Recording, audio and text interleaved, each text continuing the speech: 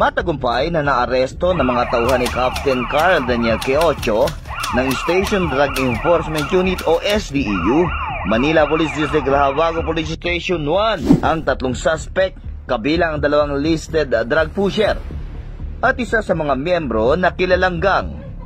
Sa isinagawang anti-illegal drugs operation sa Maharlika Street malapit sa kanto ng Herbosa Street, Barangay 85, Tondo, Manila.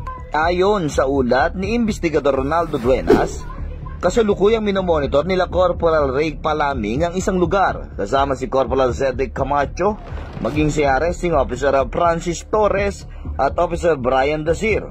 Matapos ang verifikasyon na natanggap na SMS report mula sa publiko. Dakong alas 7 ng gabi, namataan ng grupo ni Palaming ang tatlong suspect na sina alias Uyin, 44 anyos, construction worker, miyembro ng BCJ Gang at kabilang sa listahan ng mga target na pusher. Maging si alias Mar, 50 anyos, walang trabaho, kabilang din sa listahan ng mga target na pusher.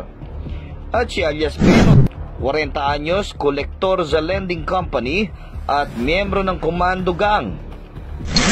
Kasalukuyan nakatambay sa lugar na madalas na may report na abutan umano na pinagbabawal na gamot.